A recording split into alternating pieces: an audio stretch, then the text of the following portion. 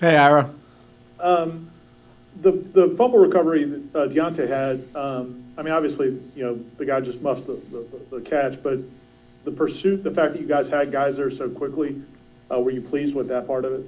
Yeah, for sure. I mean, I thought our coverage, consistently throughout the game in terms of punt coverage was good. I thought the effort was really good, and good things tend to happen to you when you work hard and you put yourself in the right position. So, great job recovering the fumble by Deontay, but I think it was the effort and the hustle that put him down there that led to that opportunity.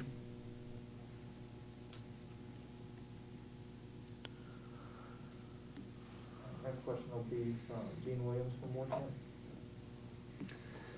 Coach, the kickoff return by Notre Dame at the end of the half, I guess that's maybe, I hate to harp on the one maybe negative out of special teams, but that's something that kind of jumped out at me. I guess what happened there, what are you guys going to do in practice to make sure that doesn't happen again? Well, I mean, that's super negative, and it starts with me. That was, hindsight being 2020. I wish I could take that one back. Thought process going into it was, they have a pretty good kick returner, and I didn't want to kick it deep and put the ball in his hands for the fear of him setting up a good return. And we went with a sky kick that we didn't execute real well. But ultimately, that's I take all the ownership there because I don't know that that's something that we've spent enough time practicing.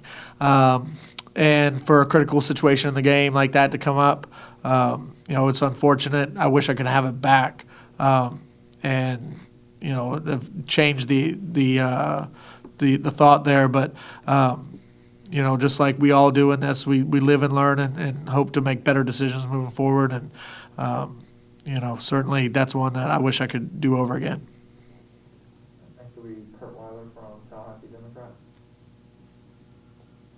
Alex, I would say, has had some ups and downs in handling the punting duties. I mean, I guess how 4 games in, you kind of evaluate him, and what do you think the experience has done for him? Getting acclimated to a game he's never really played before. Yeah, no, I think he's done a really good job. I thought this past week was probably his most solid performance.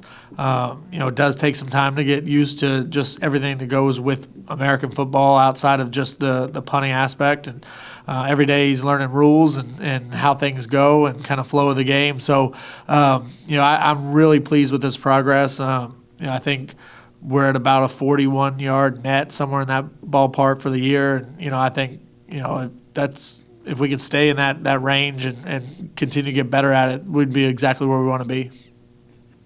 We'll go back to Ira for Moortown. I know there wasn't really a crowd there, but in that setting and to be called out in that opportunity, Ryan, how good will that be for him to, that wasn't exactly a chip shot field goal. How good do you think that'll be for him going forward? Yeah, no, I think Ryan's done a really good job. The thing about him that I really like is his mechanics are all very solid. And when you do have good fundamentals, regardless of where you're playing or what the situation is, you can always fall back on those. And, that's the thing that I think has allowed him to be so consistent as I saw him be throughout the course of fall camp. I know he did miss the kick against Jacksonville State and then missed the PAT. But that wasn't really the Ryan that I had seen up to that point. And he had another good week of practice leading into Notre Dame and then went out and was very solid in terms of his fundamentals. And, I'm excited about that because, he's a young guy and he has a lot of football ahead of him. So if we can keep building on what he's doing now, I think we'll be really excited about where his future goes. Next will be Aslan Hogmandy from Moortown. The first touchdown that Notre Dame scored on the big run, I don't know if did J-Rob, did he make a proper read? Was it something fundamentally that was kind of misdiagnosed on that part? I mean, it just seemed like that sort of side of the ball, there was a kind of a breakdown that led to that big run. Sure.